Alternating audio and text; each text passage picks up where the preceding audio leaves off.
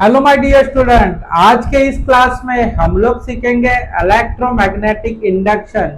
बच्चा लोग देखो, मेरे को ये अनाउंसमेंट करने के लिए खुशी हो रहा है। आज हम लोग ने ये अपना बोर्ड के बैच को शुरुआत किया है। बच्चा लोग, बहुत सारे स्टूडेंट लोग जो मेरे पास पढ़ने के लिए भी आते हैं, या सपोज हर एक महाराष्ट्र के हर एक कोने कोने में स्टूडेंट लोग पढ़ रहे हैं, तो उनका ना बोर्ड का जो भी है फॉर्म्स फिलअप करना चालू है। तो फिर उसको मैंने मद्देनजर रखते हुए बोर्ड के स्टूडेंट को मेरे तरफ से हेल्प होने के लिए मैंने फिजिक्स के और बाकी के सब्जेक्ट के भी लेक्चर्स बोर्ड के पॉइंट ऑफ व्यू मैंने शुरुआत किया है। अभी देखो, ये आज मेरा पहला लेक्चर रहेगा जिसमें मैं आपको पढ़ाने वाला हूँ इलेक्ट्रोमैग्नेटिक इंडक्शन। पूरा बोर्ड पॉइंट ऑफ व्यू हम लोग पढ़ेंगे। बोर्ड में पूछे जाने वाले इंपॉर्टेंट क्वेश्चन इसमें डिस्कस करेंगे। सब डेरिवेशन हम लोग क्लियर करेंगे। उसके बाद इसके ऊपर के जितने भी प्रॉब्लम्स है वो हम लोग डिस्कस करेंगे इस क्लास में। ठीक है, सबसे इंपॉर्टेंट कॉन्सेप्ट था बेटा, क्योंकि बहुत सारे स्टूडेंट ने मेरे सामने एक ही डिमांड रखा था कि सर बोर्ड के लिए कुछ लेक्चर्स बनाओ। आप एंट्रेंस के लेक्चर बनाते हो, नो प्रॉब्लम, वैसे बोर्ड के भी लेक्चर्स होने चाहिए। इसके लिए मैं ये जो सीरीज लेके आया हूँ PN academy HSC board batch करके। ठीक है, तो आज हम लोग शुरुआत करेंगे एक नए टॉपिक को, इलेक्ट्रोमैग्नेटिक इंडक्शन। और ये इलेक्ट्रोमैग्नेटिक इंडक्शन एकदम इंपॉर्टेंट चैप्टर है। बेसिक चीज इलेक्ट्रोमैग्नेटिक इंडक्शन की अभी हम लोग चालू करते हैं। हम लोग अभी टाइम वेस्ट नहीं करेंगे। What is mean by electromagnetic wave? Electromagnetic wave होता क्या है उसके बारे में थोड़ा सा हम लोग डिस्कशन करेंगे। ठीक है, sorry, electromagnetic induction, electromagnetic induction. ठीक है, तो बेटा देखो, ये इलेक्ट्रोमैग्नेटिक इंडक्शन ये कॉन्सेप्ट क्या है उसके बारे में आज के क्लास में हम लोग डिस्कशन करेंगे। ठीक है, सबसे पहले मैग्नेटिक फ्लक्स के बारे में बात करते हैं। What is mean by magnetic flux? सुनो बेटा, ये मैग्नेटिक फ्लक्स ये कॉन्सेप्ट क्या है उसके बारे में हम लोग डिस्कशन करेंगे। सुनो बेटा, मैग्नेटिक फ्लक्स, बेटा देखो, जैसे कि मैग्नेटिक, ये एक मैंने एरिया ऑफ क्रॉस सेक्शन लिया।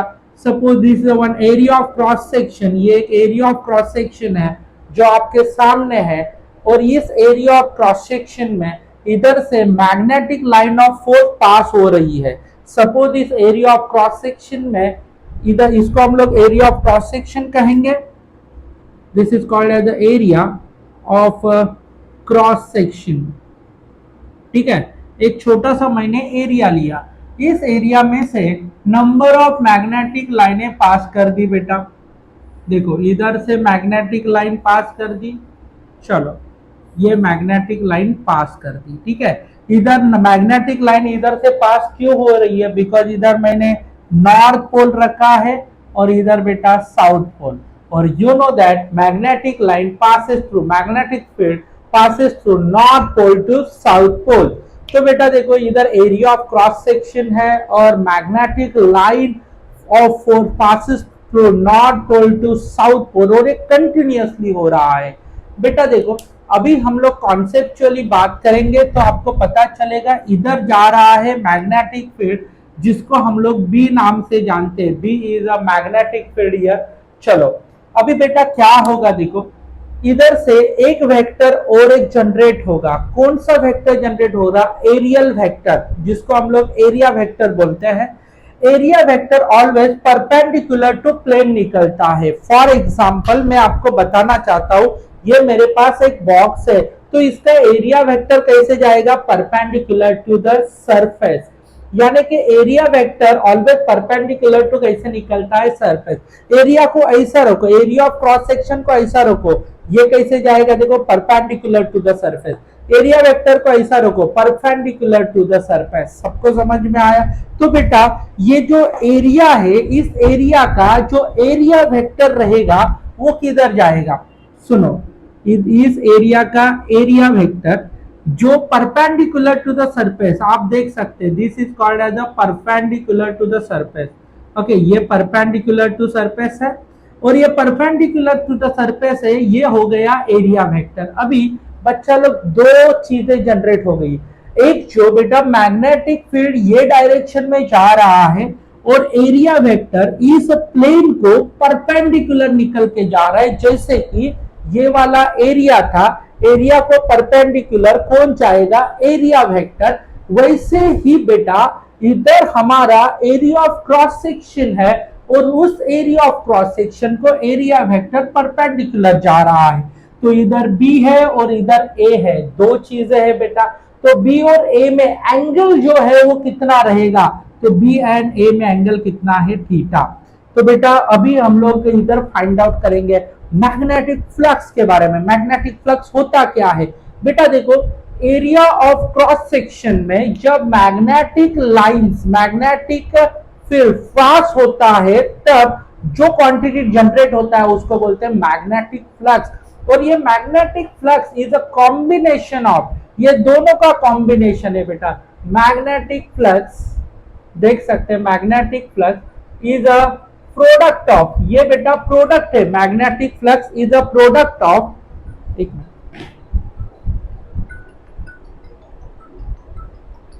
एक मिनट,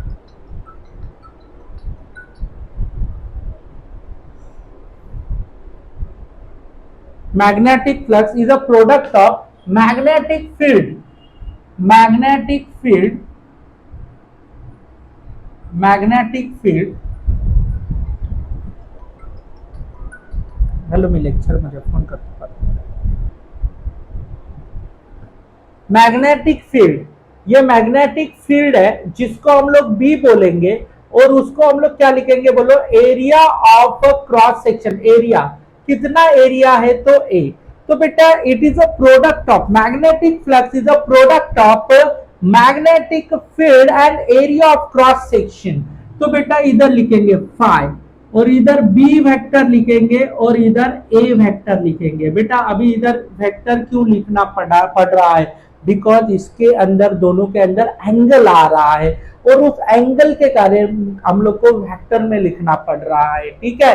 तो बेटा B vector dot A vector इस प्रकार से लिखा, दोनों में एंगल कितना रहेगा, फाई इज इक्वल टू, हम लोग अभी इसमें डॉट प्रोडक्ट है तो क्या लिखेंगे, B A cos of angle theta, B A cos of angle theta.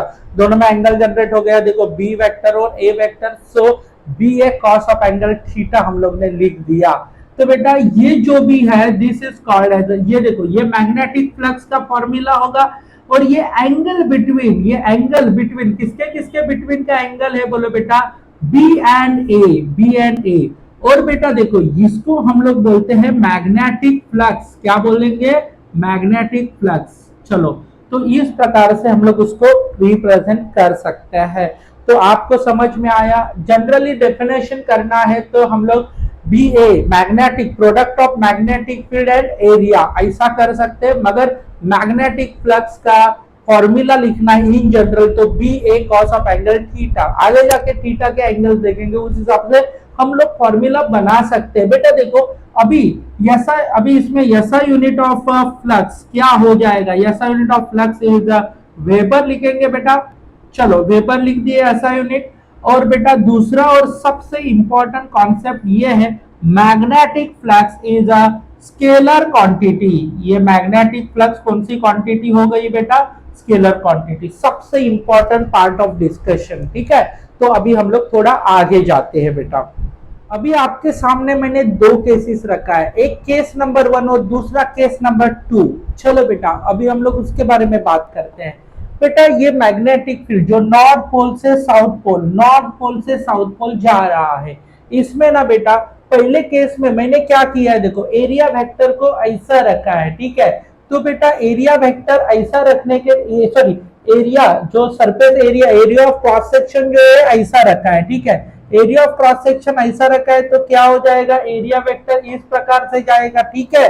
और दूसरे केस में मैंने एरिया ऐसा रखा है, एरिया ऑफ क्रॉस सेक्शन, तो एरिया वेक्टर कैसा जाएगा, ऊपर की तरफ। इसका मतलब मुझे ये बताना है आपको, area vector always perpendicular to the surface निकलता है, ठीक है। इधर एरिया वेक्टर ऐसा निकलेगा, इधर एरिया वेक्टर ऐसा निकलेगा। चलो बेटा अभी हम लोग डिस्कशन करते हैं। तो बेटा इसमें इसका एरिया वेक्टर है ना इस तरफ जाएगा और इसको हम लोग ए वेक्टर लिखेंगे। ए वेक्टर और बी वेक्टर इन दोनों में एंगल कितना आएगा बोलो बेटा, 0। बच्चा लोग दूसरा केस, मैं अभी दूसरे केस के बारे में बताता हूं। इधर मैग्नेटिक फील्ड ऐसा जा रहा है तो उसका एरिया वेक्टर कैसे जाएगा, area vector perpendicular to magnetic field.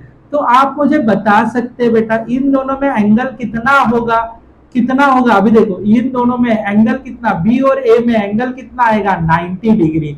बेटा देखो दो case, same area same magnetic field, but angle उसको ना पूरी तरह से चेंज करता है। इसका एरिया वेक्टर ऐसा जाएगा, इसका एरिया वेक्टर ऐसा जाएगा, उसके कारण बी और ई में एंगल आया 0, इसके कारण बी और ए में एंगल आया 90। तो magnetic flux is equal to क्या लिखेंगे बेटा, magnetic flux is equal to phi is equal to क्या लिखेंगे, B A cos of angle theta, B A cos of angle theta. तो बेटा B A cos of angle theta लिखा, तो इसमें हम लोग क्या करेंगे, phi is equal to B A cos 0, cos 0 कितना आता है बेटा 1।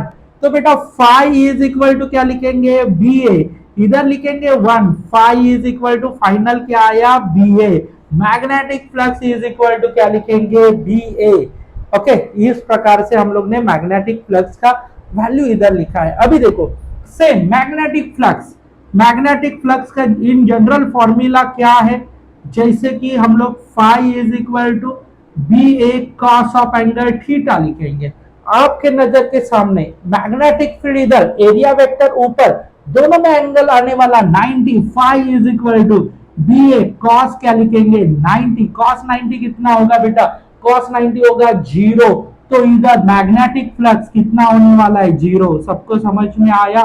इस प्रकार से कहने का मतलब क्या है, देखो मैग्नेटिक फ्लक्स एंगल के हिसाब से चेंज हो रहा है। इधर एंगल 0 है तो बी ए,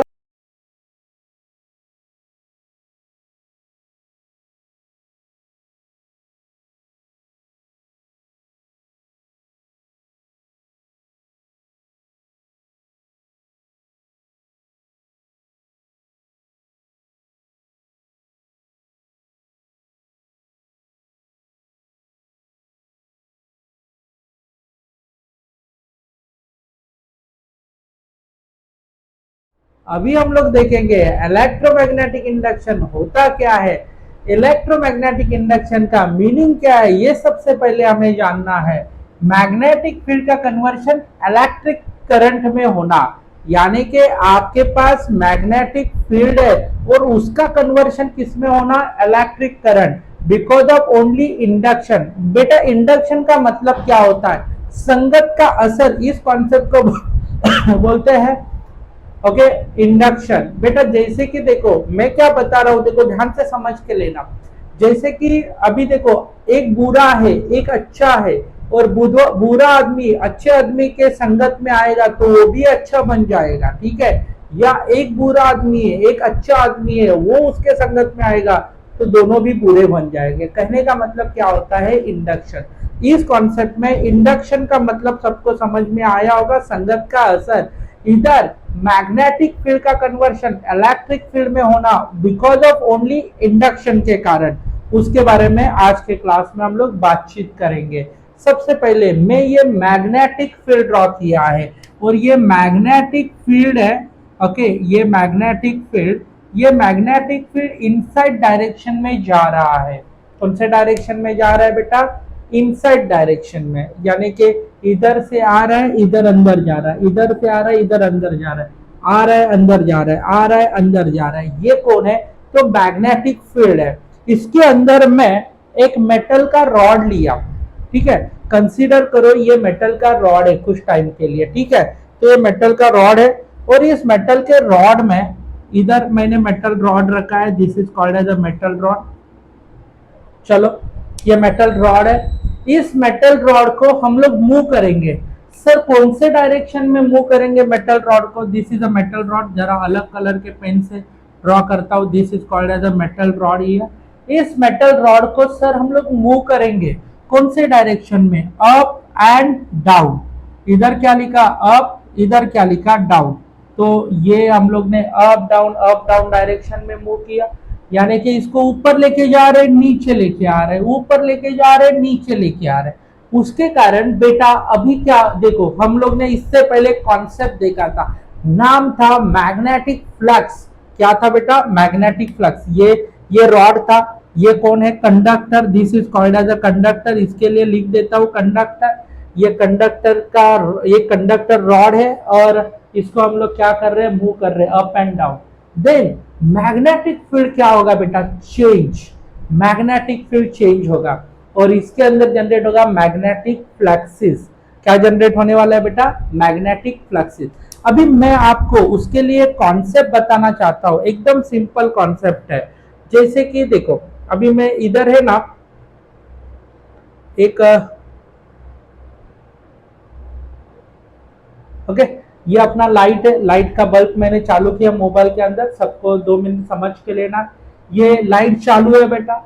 इस लाइट के अंदर सपोज लाइट जो है, जैसे मैग्नेटिक फील्ड इधर से इधर आ रहा है, वैसे लाइट भी इधर से इधर आ रहा है, ठीक है। उस लाइट के सामने मैं एक क्या ले रहा है? स्केल ले रहा है। तो उस स्केल को मैं मूव कर रहा हूं, तो उस लाइट में जनरेट क्या होता है? फ्लक्स। इस लाइट में क्या जनरेट हो रहा है बेटा? फ्लक्स जनरेट हो रहा है। ओके, वैसे ही ये यूनिफॉर्म मैग्नेटिक फील्ड है और इस यूनिफॉर्म मैग्नेटिक फील्ड आ रहा था और इस यूनिफॉर्म मैग्नेटिक फील्ड के अंदर हम लोग ने इस रॉड को रखा था और रॉड को हम लोग ऊपर नीचे मूव कर रहे। तो फिर रॉड के कारण ये मैग्नेटिक फील्ड जो यूनिफॉर्म था वो चेंज होगा। मैग्नेटिक फील्ड जो पहले यूनिफॉर्म था वो क्या हो रहा है बेटा? मैग्नेटिक फील्ड यूनिफॉर्म था, वो चेंज हो रहा है और उसके अंदर जनरेट होंगे मैग्नेटिक फ्लक्सेस। मैग्नेटिक फ्लक्स, चलो magnetic flux phi is equal to क्या होता है? ऑलरेडी देखा है, बी ए। ठीक है, क्या है? बी ए। और बेटा ये बी ए मैंने अभी देखो एंगल कंसीडर किया है 0, इसके लिए बी ए लिखा है।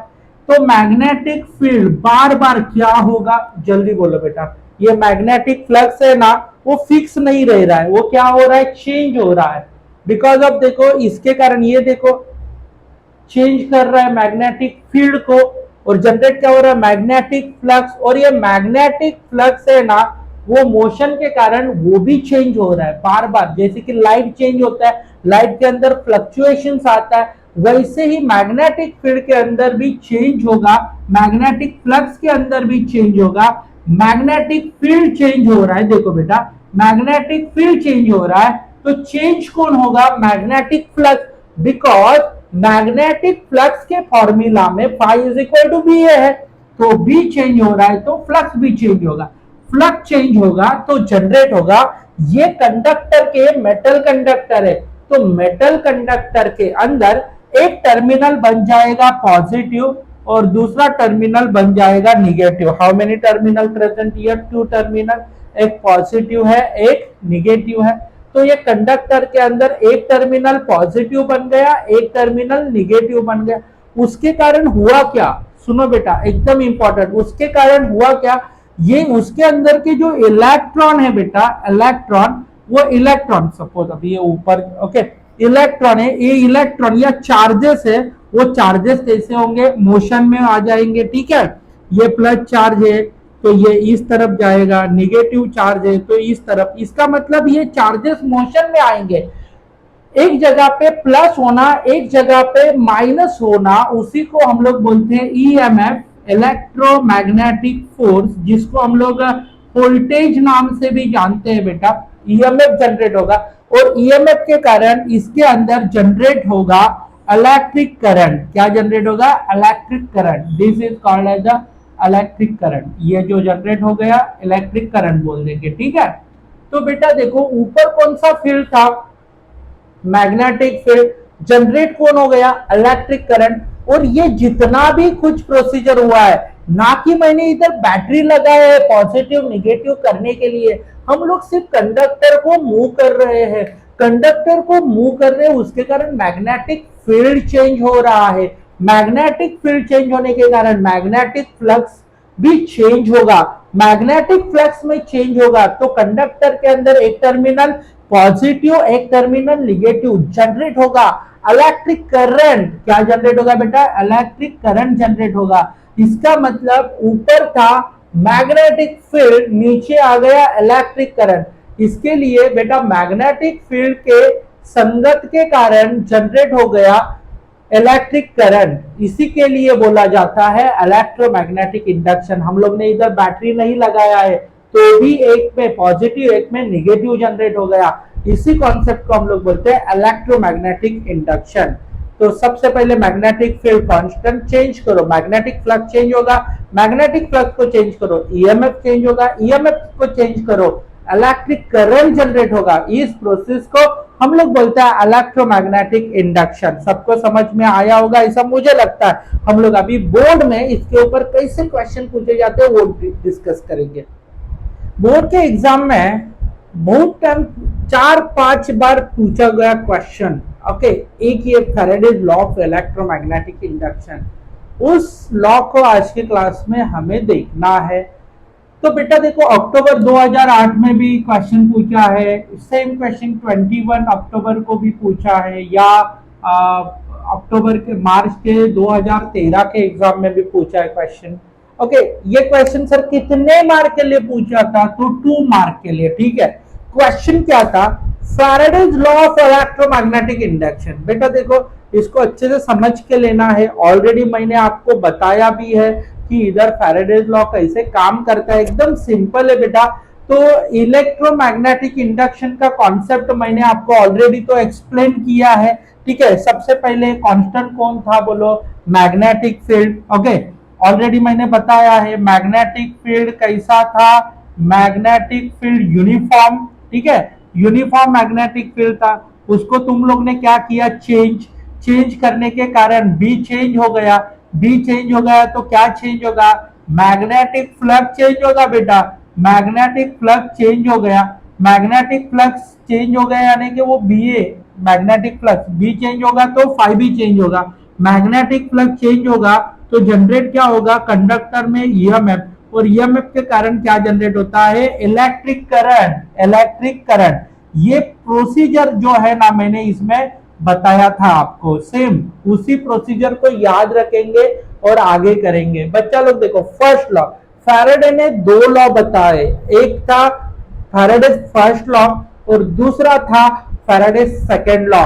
फर्स्ट लॉ में क्या बताया बोलो, whenever there is a change in a magnetic flux EMF induced in a coil। इसका मतलब उसने सही बोला, इसी का कॉन्सेप्ट है, मैग्नेटिक फ्लक्स चेंज होगा तो इंड्यूस क्या होगा, EMF। Same procedure, magnetic flux के चेंज के कारण जनरेट होगा EMF, काम खत्म। ठीक है, फैराडेज लॉ ने क्या बताया समझा फर्स्ट लॉ में। इधर देखो अभी ये मैग्नेटिक फ्लक्स क्यों चेंज हो रहा है, क्योंकि बी चेंज हो रहा है, वो बात अलग है। तो याद रखना मैग्नेटिक फ्लक्स ईएमएफ के चेंज के कारण ये मैग्नेटिक फ्लक्स चेंज होगा देन ईएमएफ इंड्यूस होगा। याद रखने के लिए सिंपल, मैग्नेटिक फ्लक्स चेंज होगा ईएमएफ इंड्यूस होगा। तो ये फैराडे का फर्स्ट लॉ है। चलो अभी बच्चा लोग यही कॉन्सेप्ट को अभी हम लोग मैग्नीट्यूड के फॉर्म में देखेंगे। तो ये है फैराडेज सेकंड लॉ।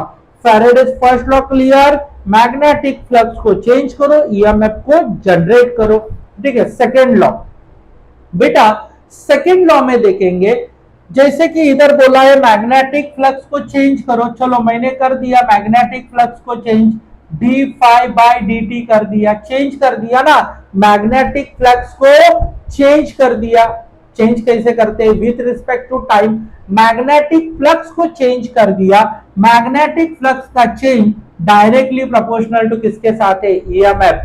तो EMF is directly proportional to rate of change of magnetic flux, यानी कि आप ईएमएफ को चेंज, मैग्नेटिक फ्लक्स को चेंज करेंगे, जनरेट होगा ईएमएफ। यही फर्स्ट लॉ में भी बोला था, मगर फर्स्ट लॉ ये क्वालिटेटिव लॉ है, उसमें वैल्यू पता नहीं चलेगा, इसमें सिर्फ कॉन्सेप्ट पता चलेगा। ठीक है, तो बच्चे लोग देखो magnitude of EMF directly proportional to rate of change of magnetic flux. आपको E is equal to d phi by d t याद रखना है, इससे फॉर्मूला बन जाएगा। Magnitude of EMF is directly proportional to rate of change of magnetic flux. तो E is equal to क्या लिखेंगे बेटा, के लिखेंगे, d five by d t लिखेंगे। बेटा के का वैल्यू कितना होता है, what is the value of K is equal to 1। तो बेटा ई इज इक्वल टू क्या लिखेंगे, d five by d t. E is equal to d five by d t. K था कांस्टेंट, सबको समझा, उसका वैल्यू 1 हो गया। तो E is equal to d five by d t, ये है सेकेंड लॉ ऑफ फैराडे। इसको हम लोग कौन सा लॉ बोल सकते हैं, ओके ये जैसे क्वालिटेटिव था तो इसको हम लोग क्वांटिटेटिव लॉ बोलते हैं। इसका मतलब इसमें हमें वैल्यू पता चलेगा। सबको समझ में आया? तो एकदम सिंपल है फैराडे का फर्स्ट लॉ। तो फैराडे का फर्स्ट लॉ को याद कैसे करेंगे और सेकेंड लॉ को याद कैसे करेंगे, सिंपल, मैग्नेटिक फ्लक्स को चेंज कर दिया, ईएमएफ जनरेट हो गया। और बच्चा लोग d five by d t, rate of change of magnetic flux generate करता है EMF. Magnitude of EMF is directly proportional to rate of change of magnetic flux. बच्चा लोग देखो, आज का जो ये सेशन हम लोग इधर ही खत्म करने वाले हैं। इधर से फैराडेज का फर्स्ट लॉ, फैराडेज का सेकेंड लॉ, 2 मार्क के लिए बहुत सारे सालों, ज्यादा सालों में पूछा है, आपको ये क्वेश्चन आ सकता है। बेटा देखो, आज अपना पहला क्लास था, ऐसे ही मैं क्लास कंडक्ट करेगा। और ओके, दिवाली के पहले हम लोग Faraday's first law, sorry electromagnetic induction और अल्टरनेटिंग करंट, ये दोनों टॉपिक फिनिश कर देगा मैं, ओके। और ऐसे ही आपको लेक्चर्स कंटिन्यूअस लगातार मिलते जाएंगे। और आप लोग इस चैनल को सब्सक्राइब करना, बने रहना। और मेरे शॉर्ट्स को भी आपका जो प्यार मिल रहा है, क्योंकि लास्ट के 3 दिन में तकरीबन 8K स्टूडेंट लोगों ने वो शॉर्ट देखा है। I really appreciated that thing. आपके इस जोश के कारण हमें ये लेक्चर बनाने का, समझा ना, मोटिवेशन मिलता है। रीजन क्या है, देखो बेटा, ये लेक्चर बनाने के लिए बहुत टाइम लगता है और वो टाइम हमें आपके, वो टाइम हम लोग दे रहे हैं बिकॉज ऑफ आपका जो प्यार मिल रहा है। और सब्सक्राइब करना और अपने दोस्तों को भी शेयर करना इस चैनल को, ताकि वो लोग भी जिधर भी जिसी भी कोने में रहेंगे वो देखेंगे। Thanks a lot my dear student. अभी मिलेंगे नेक्स्ट क्लास में कल, तब तक बाय बाय।